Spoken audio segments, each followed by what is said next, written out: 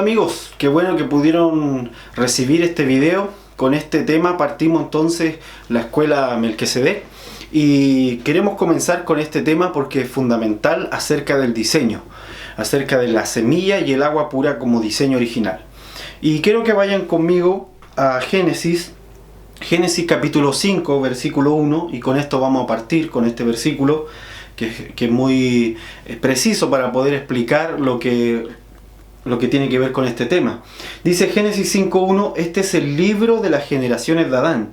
El día en que creó Dios al hombre, a semejanza de Dios lo hizo, varón y hembra los creó y los bendijo y llamó el nombre de ellos Adán el día en que fueron creados.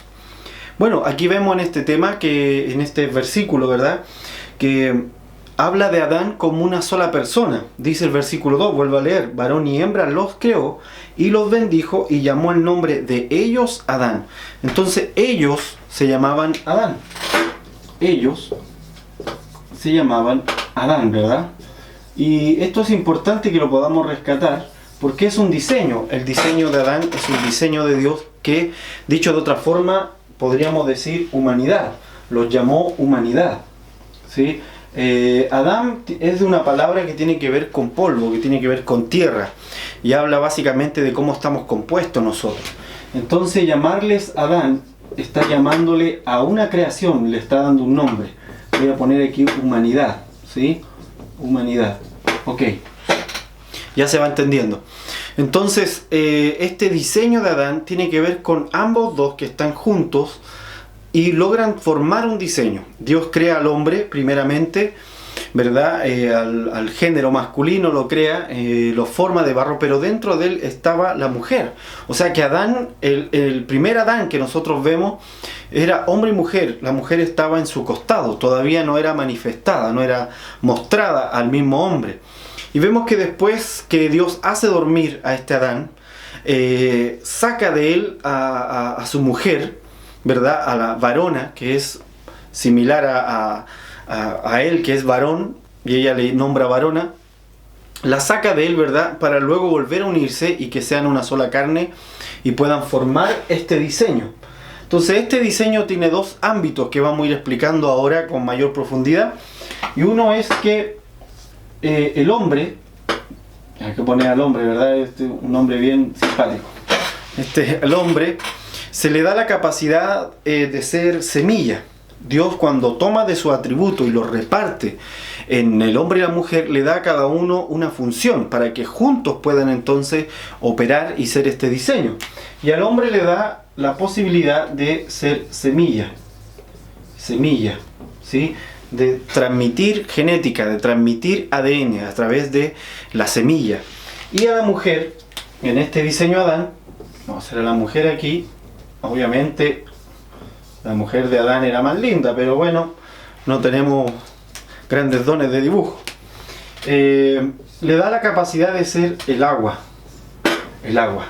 Y esto es muy importante porque ambas cosas son necesarias para que puedan haber siguientes generaciones, para que esta humanidad pueda mostrarse y pueda gobernar sobre la tierra. Necesita estos dos ámbitos del diseño Adán, tanto la semilla como el agua. Ahora, vaya conmigo a Génesis. O vamos a Corintios primero. Corintios capítulo 11. Vaya conmigo a Corintios capítulo 11. Si lo tiene, ábralo y manténgalo. Dice así, capítulo 11, versículo 11. Entonces esto es importante que podamos verlo antes de leer, que podamos ver todos estos dos ámbitos del diseño de Adán, porque la semilla tiene que ver con la palabra, ¿verdad? La palabra. ¿Se acuerda? Todos hemos escuchado acerca de la parábola, ¿verdad?, donde se siembra la semilla, ¿verdad? Y el Señor dice, esta semilla es la palabra de Dios. Bueno, Dios le dio al hombre esa función de hablar, le dio la capacidad de poder transmitir la palabra, transmitir el mensaje. de generación en generación a través de una genética.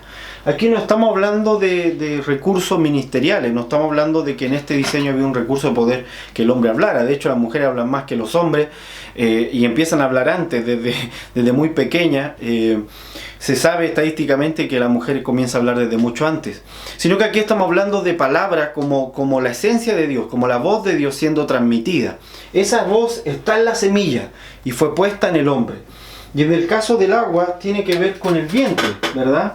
Con la capacidad de tomar la semilla y darle un desarrollo y gestarla, dicho de otra forma, de incubarla dentro de ella, de que pueda ir formándose la semilla, abrirse y mostrarse y explotar en todo su ADN. Entonces el diseño original de Dios, el Adán, la humanidad, tiene estas dos funciones. Dios los hizo a ellos ambos unidos para que no puedan entonces funcionar, no puede el hombre funcionar sin el otro. 1 Corintios entonces 11:11 dice: pero en el Señor ni el varón es sin la mujer, ni la mujer es sin el varón. Porque así como la mujer procede del varón, también el varón nace de la mujer, pero todo procede de Dios. Aquí vemos entonces una vez más como Pablo habla de esta interrelación que necesita tener el hombre y la mujer todo el tiempo.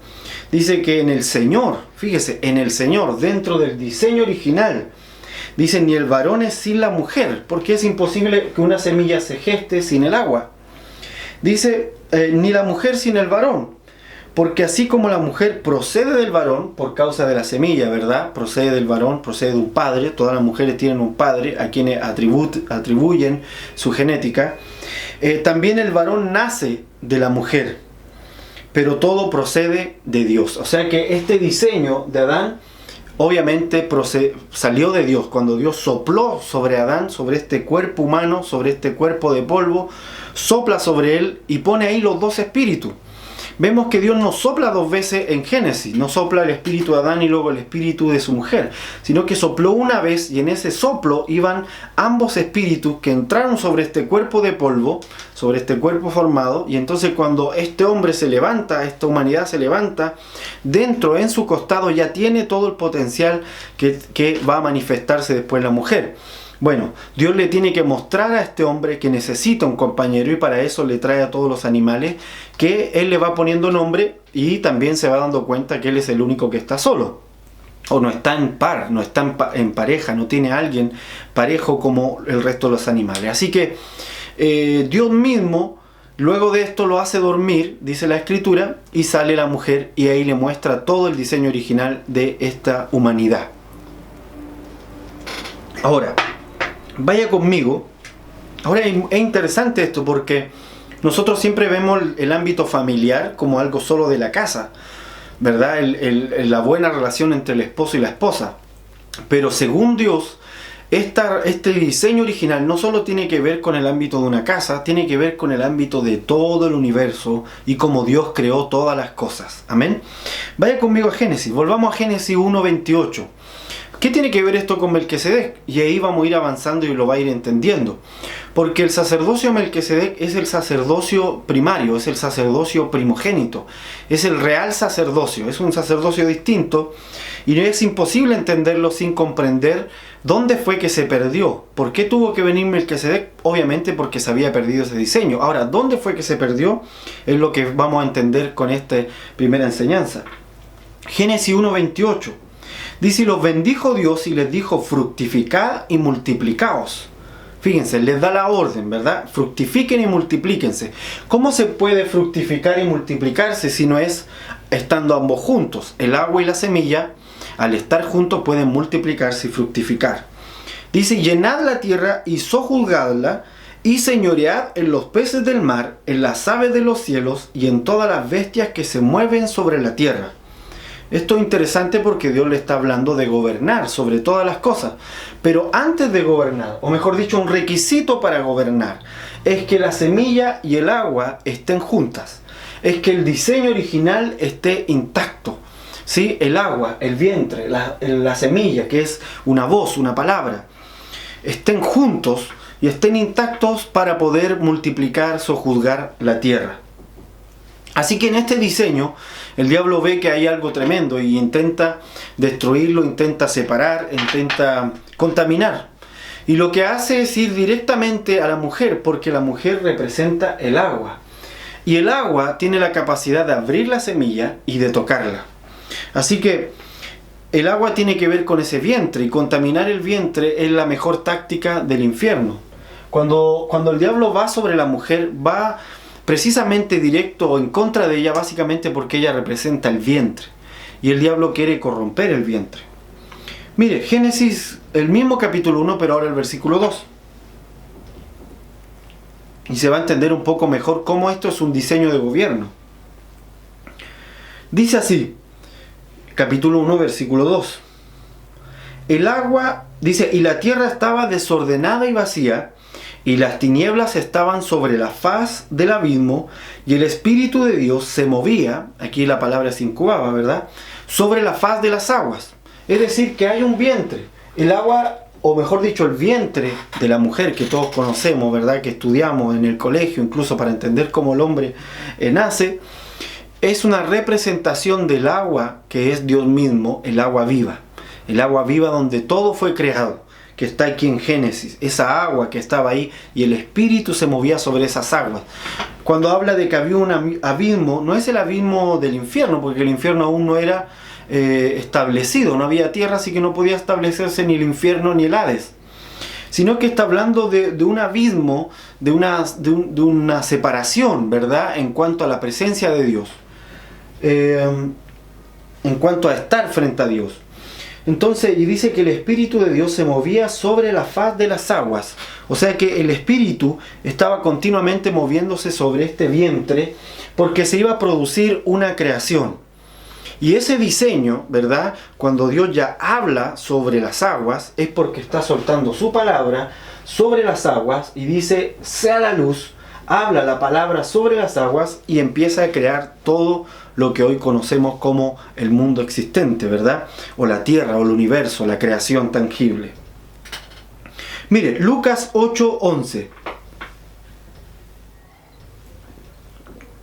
Dice, esta es pues la parábola. La semilla es la palabra de Dios. Ahí está todo explicado. La semilla es la palabra de Dios. Y la palabra de Dios, vuelvo a reiterar, vino sobre las aguas y dijo, sea la luz. O sea que cuando la voz de Dios viene, lo primero que hace es traer luz sobre las aguas para que las aguas se abran y empiecen a manifestar todo lo que está en esa voz que fue soltada. Entonces la unión de esta semilla y estas aguas, solo la unión de esta semilla y estas aguas es que se puede gobernar. El gobierno está íntimamente relacionado con las aguas y con la semilla. Esto es importante y aquí lo vamos a añadir, ¿verdad? Este diseño, Adán era un diseño de gobierno, entonces era un diseño de gobierno. Es un diseño de gobierno. Espero que se note, parece que no se nota mucho. Voy a remarcarlo. Es un diseño entonces de gobierno. Ok, ahí sí, de gobierno. ¿Y por qué es importante entenderlo? Porque el real sacerdocio de Melquisedec, a diferencia del sacerdocio de Leví, es que el real sacerdocio puede gobernar. Y gobierna desde un diseño que es el mismo diseño que Dios estableció en el Edén. El diseño de la semilla y el agua. La semilla y el agua son las que manifiestan el gobierno, las que traen finalmente el gobierno. La semilla y el agua. La semilla dice la palabra de Dios. Ok, vamos a 1 de Juan 5:6. Vaya conmigo a 1 de Juan 5:6.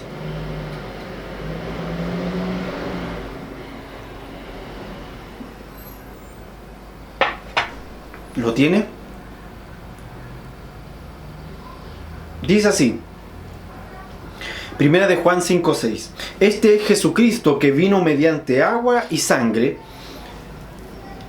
No mediante agua solamente, sino mediante agua y sangre, y el Espíritu es el que da testimonio, porque el Espíritu es la verdad.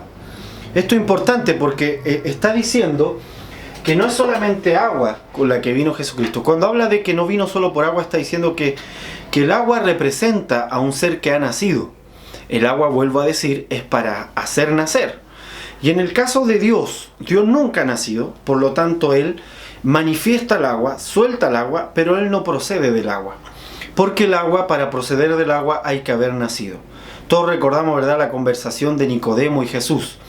Jesús le dice a Nicodemo, tiene que nacer del agua y del espíritu. O sea, donde hay agua siempre hay un nacimiento. Y el propósito del agua y el vientre tiene que ver con el nacimiento de una semilla, con el nacimiento de una voz. Estas nacen a través del agua. Así que todo lo que viene del agua ha nacido en algún momento. Dios no procede del agua, sino que Él es quien da el agua para el nacimiento. Dios no procede del agua porque Él nunca ha nacido.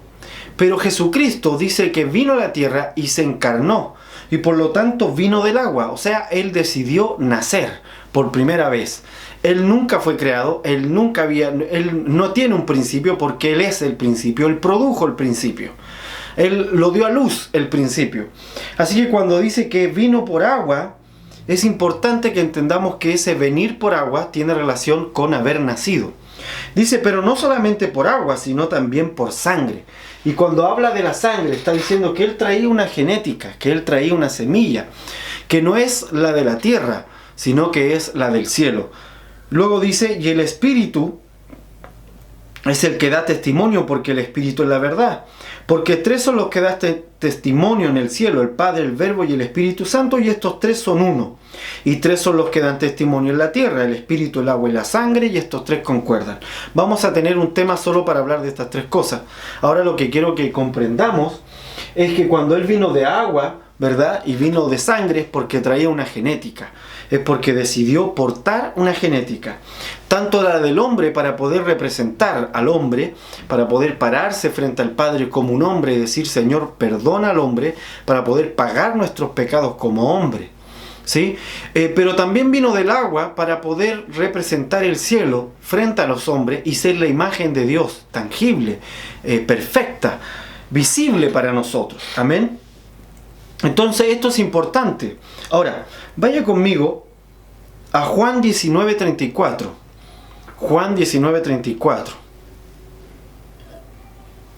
Y vamos a ver esta unión, ¿sí?, esta unión del agua y la semilla nuevamente, y esta unión del agua y la sangre nuevamente mostrándose, este diseño original.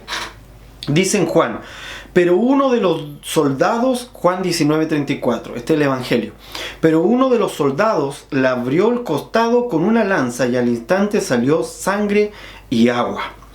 Salió sangre y agua de su costado cuando Él muere o cuando Él duerme, que es la palabra que usan los apóstoles, ¿verdad?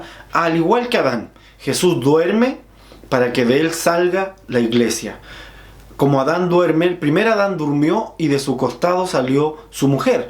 El postrer Adán, el definitivo, Cristo, duerme en la cruz, ¿verdad? Y de su costado sale la iglesia mediante agua y sangre. Vuelvo a leer. Le abrió el costado con una lanza y al instante salió sangre y agua. O sea que de sí mismo Dios trae el material para poder dar a luz a la iglesia. Adán proveyó el material para que la mujer fuese formada, fuese manifestada, para que el diseño del vientre fuese manifestado. El hombre tuvo que dar el material para que se mostrara. Cristo también dio a Él mismo su esencia celestial, divina, santa, pura, para que la iglesia pueda levantarse en esas mismas características. Amén. Mediante agua y mediante sangre. Ahora, vaya conmigo a Jeremías 11:19. Jeremías 11:19. Creo que se ha ido entendiendo cómo este diseño original tiene que ver con gobernar. Cuando Dios trae la voz de Dios, su voz, siempre tiene que haber aguas espirituales que puedan recibir esa voz y producir. El gobierno, tal como Dios se lo dijo a Adán y su mujer, fructifica y multiplica. Es imposible sin la semilla y sin el agua. Fructifica y multiplica son acciones que solo pueden venir a través del agua y a través de la semilla. Así que para nosotros el gobernar implica siempre tener este diseño original que había en el hombre y en la mujer. Ahora, Jeremías 11:19 dice así: y yo era como cordero inocente que llevan, Jeremías 11:19, perdón. Y yo era como cordero inocente que llevan a degollar, pues no entendía que maquinaban designios contra mí diciendo, obviamente esta es una profecía acerca de Jesucristo, dice yo era como cordero inocente que llevan a degollar, está hablando del sacrificio. Dice que ellos maquinaban diciendo, destruyamos el árbol con su fruto y cortémoslos de la tierra de los vivientes para que no haya más memoria de su nombre. Amén. ¿Y por qué habla de destruir un árbol con su fruto? Porque en el fruto, aquí lo voy a dibujar, o voy a intentar dibujarlo. En el fruto, aquí hay un fruto, sí, ahí están las hojitas del fruto. En el fruto también está la semilla, ¿sí? En el fruto también está la semilla. Lo voy a pintar mejor, como si fuese una manzanita. Ok. En el fruto también está la semilla. Ahí se ve mucho mejor. Sí, la escritura dice en Génesis que Dios hizo los árboles con su fruto y en su fruto la semilla. Así que cuando la mujer come del árbol del conocimiento del bien y del mal, en esa semilla del conocimiento del bien y del mal que estaba en el fruto, infectó su alma e infectó las aguas para poder producir las próximas generaciones. Ok, entonces la escritura dice que según Jeremías en esta profecía, vemos que a Jesucristo se le quería cortar para que Él no diese a luz otra generación. Para cortar el árbol, dice, y su fruto, para que no dé a luz otra generación. Pero todos sabemos que eso fue imposible por cuanto Jesucristo en la cruz fue abierto su costado. Hebreos 11:11. Hebreos 11:11. Y esto es importante. Ahora, la semilla tiene que ver con la voz de fe. Aquí voy a borrar un poco esto y nos vamos a centrar un poco en la semilla, ¿sí? Me había quedado bueno el dibujo, pero quiero ir a algo más. La semilla. Aquí vamos a dibujar una semilla. La semilla dijimos que tiene que ver con la voz, pero no es cualquier voz, y esto es importante. No es la voz de cualquier persona. La semilla divina, la semilla de Dios, tiene que ver con una voz de fe. Una voz de fe que llama a las cosas que no son como si fuesen. Cuando Dios dijo, sea la luz, en realidad el original dice que Dios habló y dijo, la luz es. Y cuando Él dijo, la luz es sobre las aguas explotaron con todo lo creativo y empezó a manifestarse todo lo que vemos en los siguientes días de la creación. En los próximos 6-7 días de la creación, se manifiesta todo lo que esa voz soltó, lo que la semilla soltó. Y Hebreos está hablando de eso. Hebreos 11:11 dice, por la fe también, la misma Sara siendo estéril, fíjese, sus aguas, las aguas de Sara estaban contaminadas, no tenían vida, no podían resucitar, no podían dar a luz. Dice, por la fe, recibió fuerzas para concebir y dio a luz aún fuera del tiempo, de la edad, porque creyó que era fiel quien lo había prometido. Amén. Ahora, ella tuvo que tener fe para que las aguas, la semilla, ¿verdad?, se juntaran con las aguas que también eran de fe. A estas aguas de fe le vamos a llamar agua viva. Agua viva. No debería existir la palabra agua muerta, porque el agua es raro que esté muerta. Pero un agua que está podrida, yo creo que todos hemos visto agua estancada, cómo se va poniendo negro alrededor de esa agua estancada. El agua viva es el agua de Dios. Todo lo que no es agua viva no son aguas del cielo, son aguas espirituales del infierno. Y cuando Sara cree, ¿verdad?, que Dios es fiel en lo que le prometió, el vientre de Sara se vivifica en las aguas de vida para que la semilla, ¿verdad?, pueda dar a luz. Ahora dice, y dio a luz aún fuera del tiempo de la edad, porque creyó que era fiel quien lo había prometido. Por lo cual también de uno, este es Abraham, ¿verdad?, y ese, ya casi muerto, dice, salieron como las estrellas del cielo en multitud y como la arena innumerable que está en la orilla del mar. Y aquí está hablando de gobierno. Dice que cuando se dio esta unión, cuando se dio la unión de la voz de fe con las aguas vivas, que también tienen fe, ¿verdad? Cuando se dio la unión de la semilla, que es la voz, y que es una voz de fe, su unión con las aguas vivas, cuando se da esta unión, lo que viene es gobernar. Dice que tuvieron hijos como las estrellas. Salieron de este que era casi como muerto, dice, como las estrellas. ¿Y qué hacen las estrellas? Gobiernan los tiempos. Las estrellas gobiernan los tiempos. Entonces el gobierno, lo mismo que Dios le dijo a Adán, lo mismo que le dijo a su mujer, ¿verdad? Fructifiquen, multiplíquense, unan, ¿verdad? Esta semilla con estas aguas vivas, esta voz de fe con estas aguas vivas por causa también de la fe. Únanlo y entonces van a poder gobernar, fructificar, multiplicar y sojuzgar sobre la tierra. Esto mismo es lo que Dios hace después con Sara y Abraham. Porque Sara, en sus aguas, no había fe. Todos sabemos que Sara tenía muchas dudas acerca de su condición como esposa, como mujer, como su capacidad de dar a luz. A tal grado que es capaz de entregarle, ¿verdad?, a la esclava, a Abraham, a Agar. Y entonces vemos que no hay fe. Y ahí hay aguas de muerte en ese ámbito. Pero en el caso de Sara, cuando ella ya cree, ella porta entonces dentro de sí, por fin, aguas vivas para dar a luz. Y Abraham, que ya creía, poseía la semilla también de una voz de fe para llamar las cosas que no son como si fuesen. Y cuando esto se unió, cuando este diseño se completó en ellos, entonces nació la simiente. La Escritura dice que Dios le prometió a Abraham, entonces, en tu simiente serán benditas todas las familias de la tierra. Y esto es el gobierno de Dios manifestándose para traer bendición a todos los que le rodean, a todos los que rodean a este diseño original. Amén. Mire, vaya conmigo a Génesis 6.3. Génesis 6.3. Vaya conmigo. Dice así. De esto hemos hablado en algunas ocasiones, y es uno de esos versículos extraños para muchas teologías. Y dice, y dijo Jehová, no contenderá mi espíritu con el hombre para siempre, porque ciertamente les carne, mas serán sus días 120 años.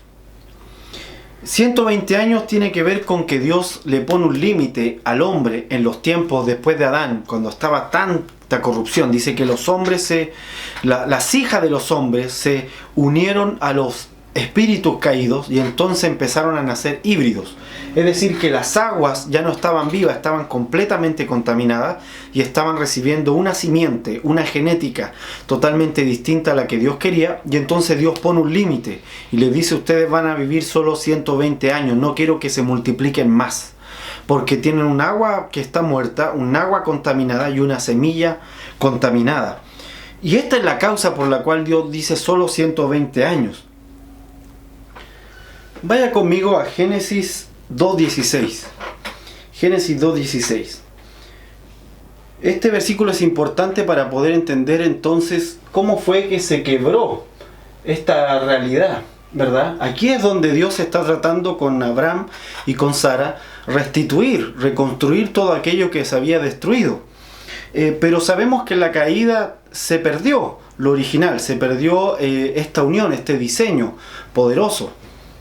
Y en Génesis 2.16 nos puede un poco aclarar este asunto. Dice Génesis 2.16, y mandó Jehová Dios al hombre, diciendo, de todo árbol del huerto podrás comer, mas del árbol de la ciencia del bien y del mal no comerás, porque el día que de él comieres ciertamente morirás. Obviamente si habla de comer, no es que se va a comer el árbol, el tronco, la rama, sino está hablando del fruto.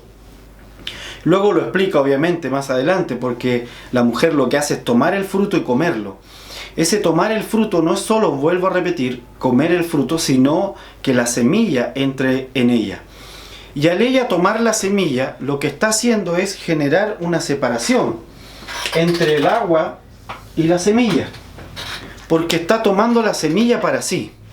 Entonces esto es bien interesante, porque vamos a ver que más adelante todos los cultos a la Reina del Cielo, todos los cultos, por ejemplo, donde está la manipulación, la hechicería y todo el sistema de Jezabel, está unido a este principio, al de controlar la semilla. El sistema como femenino, como un vientre que desea controlar la semilla y controlar también obviamente el vientre que ya está contaminado. Entonces produce una separación entre ambas manifestaciones de este diseño Adán, y la separación de estas manifestaciones, ¿verdad?, va a traer una ingobernabilidad. No va a haber entonces la capacidad de gobernar por cuanto no está el diseño completo. El diseño completo es el que gobierna. Cuando se rompe y se separa, que era lo que busca el diablo, el infierno, al contaminar a Eva, es que entonces ya no puede haber gobierno. Dice, y dijo Jehová Dios, en el 2.18 de Génesis, y dijo Jehová Dios, no es bueno que el hombre esté solo, le haré ayuda idónea para él.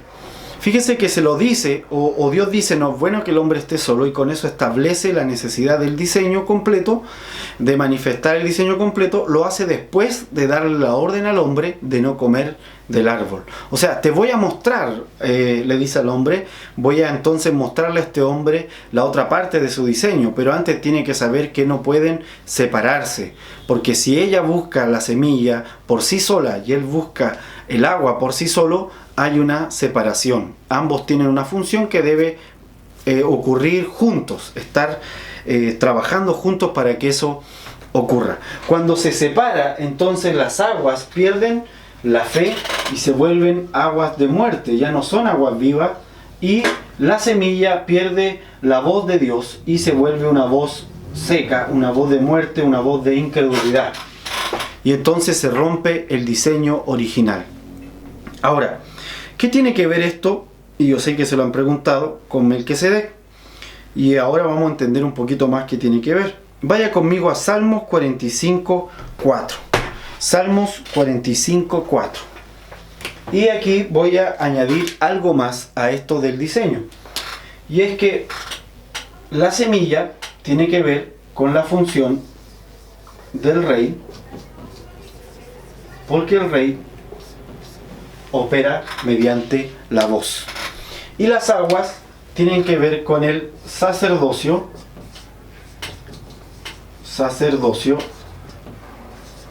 porque el sacerdocio siempre recibe la voz, ¿sí? Es la que gesta la voz, el sacerdocio es el que opera con las aguas, ¿sí? Bien, quiero que pueda observar este asunto y tenerlo bien presente para lo que vamos a leer.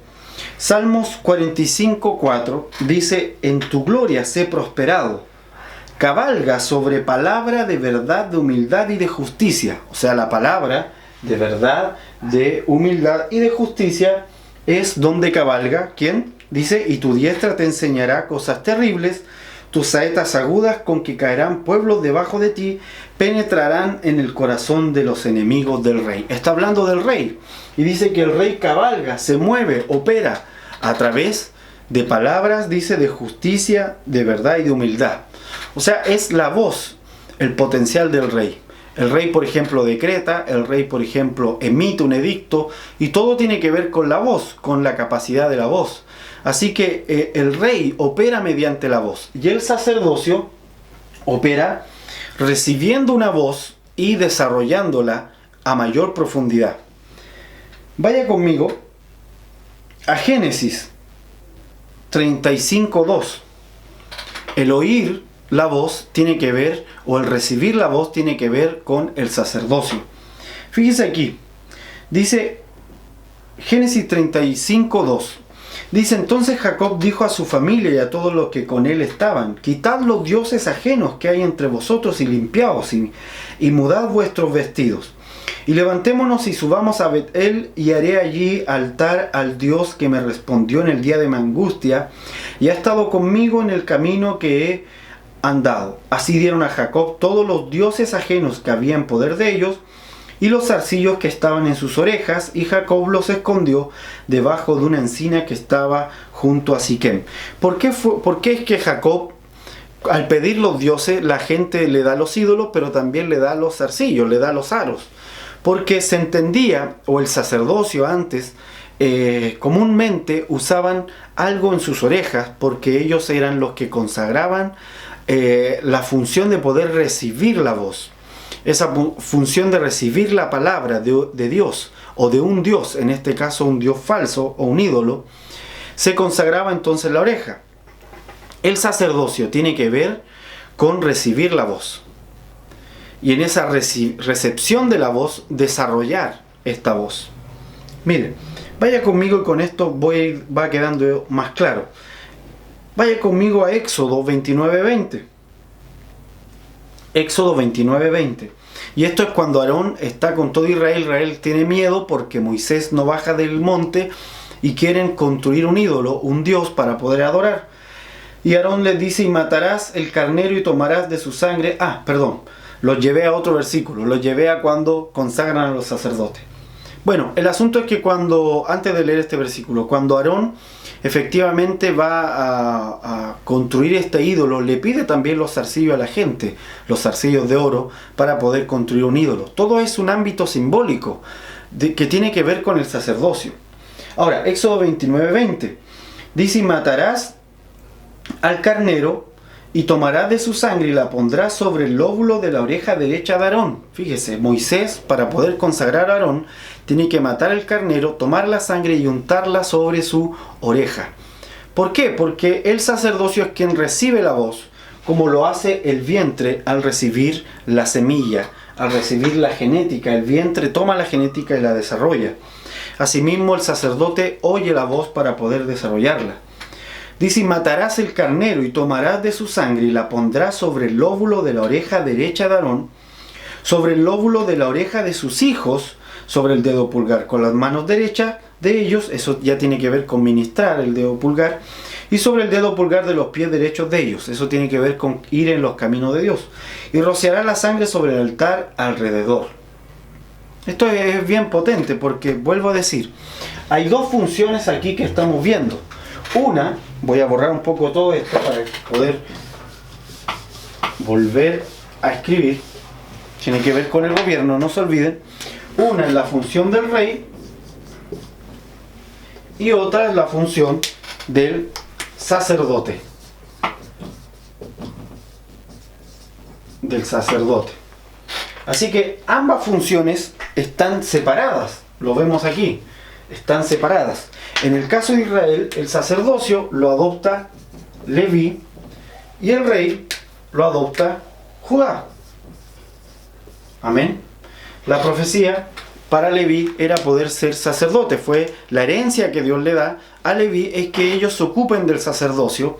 Y vemos que cuando los tienen que ungir, ponen entonces sangre sobre su oreja, porque ellos van a recibir eso, la voz de Dios. Y aquí vamos a poner algo que se me había olvidado: las aguas, que tiene que ver con Leví.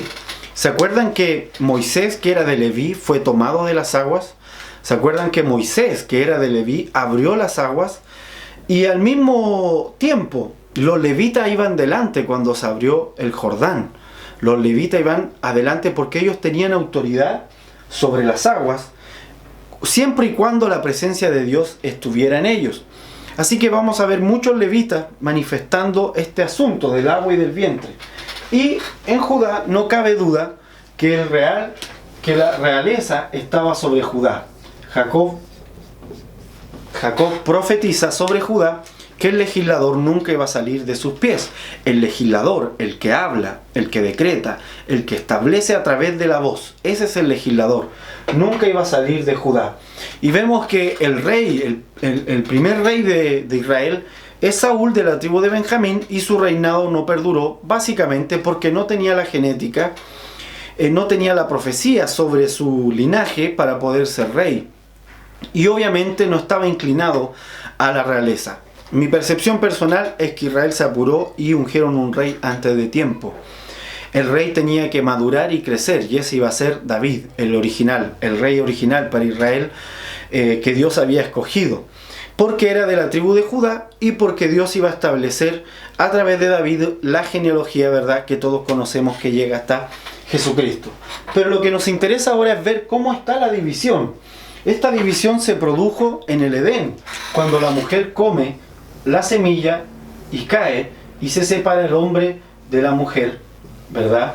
Todos sabemos que Adán y su mujer, aunque siguieron juntos, casados, ya no tenían la misma comunión que tenían antes, puesto que Adán, cuando cae, lo primero que hace después de ser maldecido por Dios y de Dios maldecir también a la mujer con el tener hijos con dolor, Adán le cambia el nombre a su mujer, que se llamaba antes varona, un aspecto femenino del varón, o la condición, o la, ¿cómo se puede decir?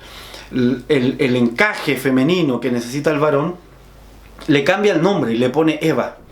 Y Eva es madre de multitudes, cerrada en su función maternal, en su función de vientre, apartada de lo que es él, como Adán, como hombre en este caso. Pero el diseño completo de la humanidad es esto, es que no haya división entre ambas cosas. Y por eso es importante entender esto como primera enseñanza para comenzar este tiempo de Melquisedec, y es que tiene que romperse esta separación. Tiene que romperse esta separación, y de hecho el Señor Jesucristo la rompe. ¿Cómo lo quiebra? Uniendo una vez más estos dos ámbitos, el del rey, ¿sí?, con una voz de fe, con la voz de fe, y el sacerdocio con las aguas vivas también en la fe. El rey y el sacerdote uniéndose nuevamente para hacer un solo diseño gobernante. Melquisedec es real sacerdocio. Lo interesante es que cuando Dios tiene que elegir dónde establecer el real sacerdocio, se queda primero con la función real que estaba en Judá, y desde ahí recupera la sacerdotal a través de Cristo. Y no al revés, que pudo haber sido que eligiera, ¿verdad?, al Mesías de Leví, y que de Leví saltara a un, qué sé yo, a un levita que fuese ungido rey. Pero Dios decidió que la voz tiene que comandar sobre las aguas. Y esto es importante poder comprenderlo.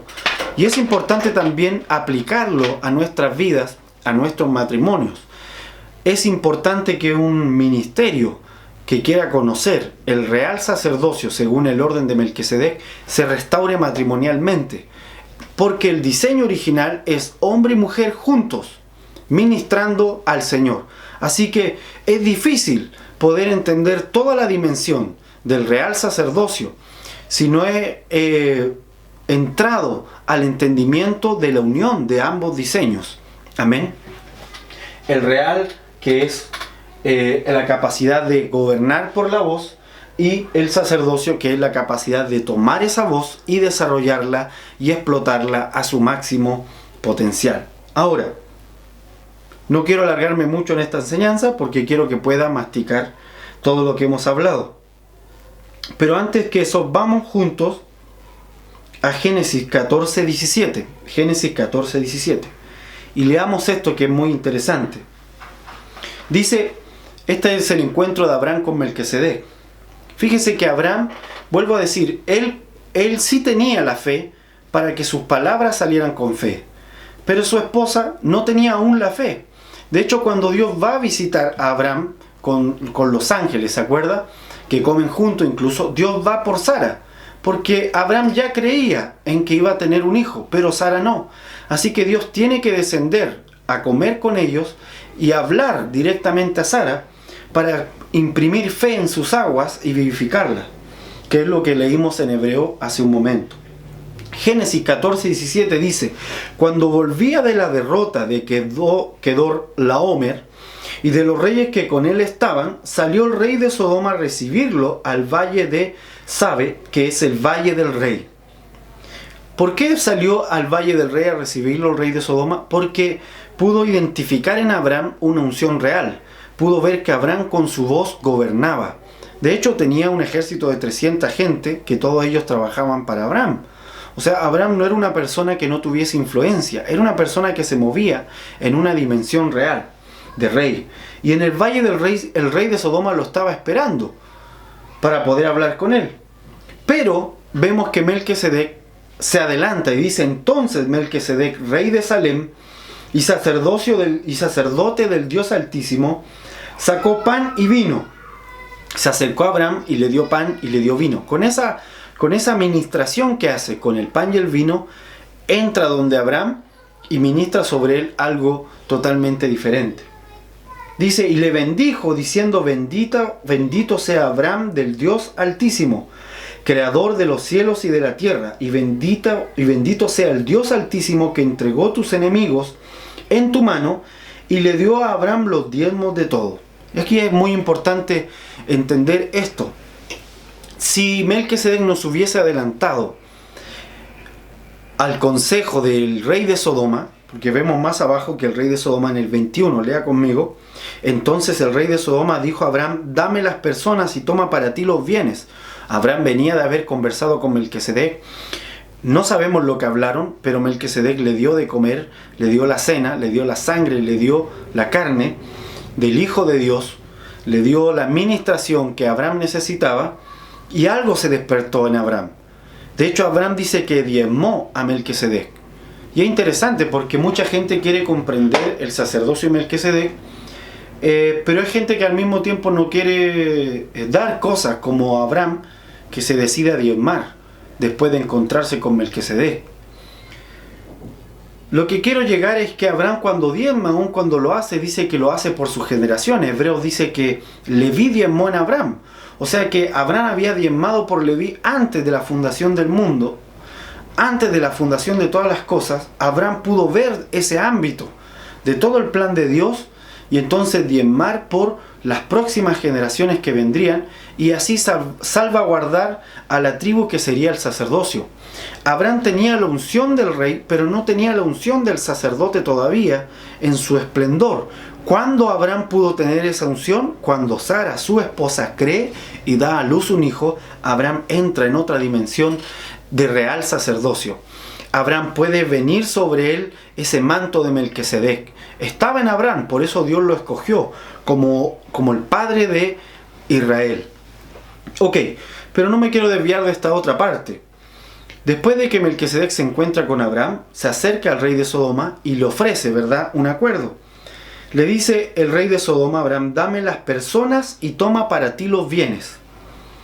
Fíjese cómo el rey de Sodoma, en su perversión, sabe que las personas son más importantes que los bienes. Pero, dice, y respondió Abraham al rey de Sodoma, ha alzado mi mano a Jehová Dios Altísimo. He alzado, le dice, mi mano a Jehová Dios Altísimo. O sea, hice un pacto con él. Creador de los cielos y de la tierra. ¿Cuándo hizo un pacto con él? Cuando estaba con Melquisedec. Así que ya sabemos qué es lo que hicieron, ¿verdad? Hubo un pacto a través de la sangre y la carne. Que desde un hilo hasta una correa de calzado nada tomaré de todo lo que es tuyo, le dice, para que no diga yo enriquecí a Abraham. Fíjese que Abraham decide no tomar nada de Sodoma y entregárselo todo. O sea, Abraham sabe que Sodoma podría contaminar las aguas espirituales de esta nueva generación. Luego del encuentro de Abraham con Melquisedec, hay todo un cambio hacia adelante. Abraham empieza a tener revelación acerca de las próximas generaciones.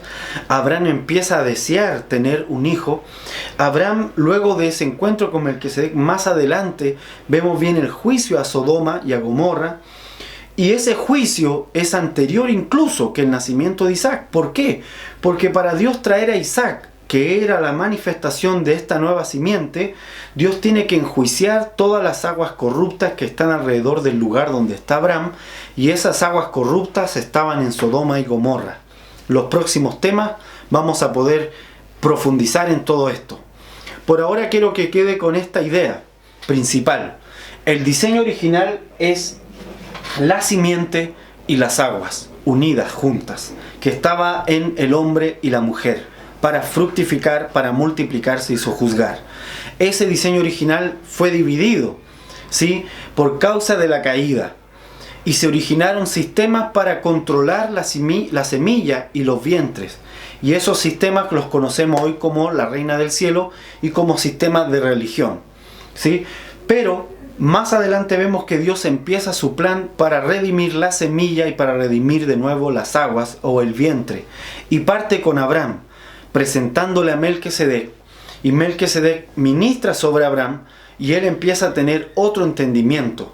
Abraham recibe el real sacerdocio, ¿sí?, la ministración de un real sacerdocio.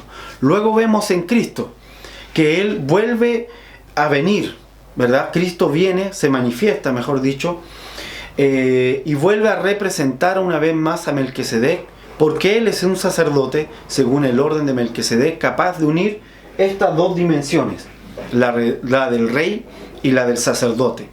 Ambas dimensiones tienen llaves, tienen formas de actuar. Yo creo que en algún momento usted ha visto las llaves típicas del Vaticano, ¿verdad? El Vaticano tiene dos llaves en su heráldica, una llave de oro y una llave de plata, que simboliza la llave del rey y la llave del sacerdote. La de oro es la del rey, la de plata es la del sacerdote. Y ellos quieren tener la unción del real sacerdocio. Pero estas dos llaves que las tienen en cruz, ese simbolismo en heráldica significa que están en contienda. O sea, ellos buscan continuamente perpetuar la contienda entre el rey y el sacerdote. Pero Melquisedec no perpetúa esa contienda, sino que vuelve a unir todas las cosas en Cristo Jesús. El real sacerdocio es según el orden de Melquisedec y es el único capaz de gobernar, porque tiene todas las llaves en su mano, incluso las de la muerte, para gobernar todas las cosas. Así que amigos, este es el primer tema para introducirnos en este ámbito de Melquisedec. Espero que les pueda ser de bendición. Anoten sus preguntas para cuando tengamos la sesión de preguntas y podamos profundizar un poco en aquellas cosas que estén ahí en duda. Dios les bendiga y nos vemos hasta un próximo video. Bendiciones.